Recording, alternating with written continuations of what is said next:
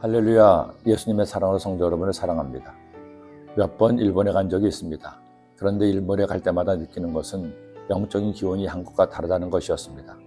제가 남들에 비해서 영적으로 민감하다든지 예민해서 느끼는 것은 아닙니다. 오히려 좀 둔감한 편이죠. 그런데도 일본 어느 마을에나 있는 신사며 거의 찾아보기 어려운 교회 때문인지는 몰라도 사람들의 얼굴도 무표정하고 생기가 없다는 생각을 하기도 했습니다. 물론 저는 한국 사람이니 일본에 대해 편견을 가질 수도 있어서 그런 생각을 할 수도 있겠죠.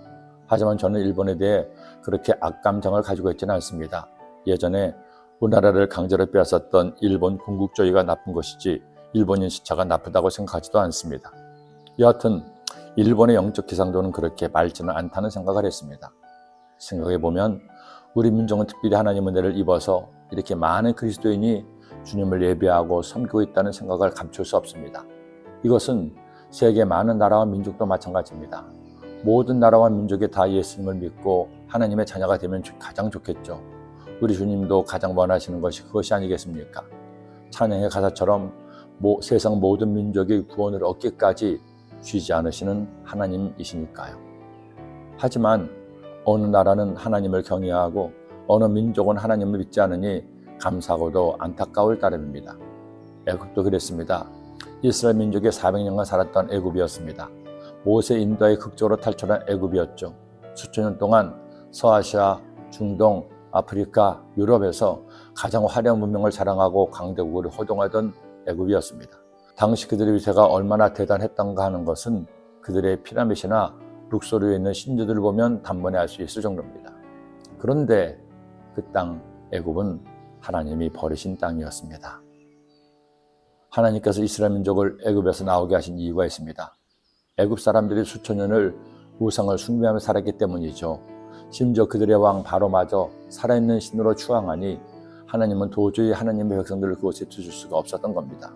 그래서 바벨론을 피해 애굽으로 가겠다는 그들을 하나님께서 막으신 것이었죠. 아니, 이미 애굽에 살고 있는 이스라엘의 여인들이 애굽의 우상을 섬기고 있음을 아셨기 때문입니다.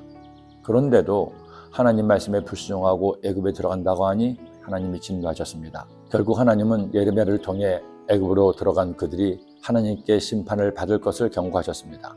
보라, 내가 깨어있어 그들에게 재난을 내리고 복을 내리지 아니하리니 애굽 땅에 있는 유다 모든 사람이 칼과 기근에 망하여 멸절되리라.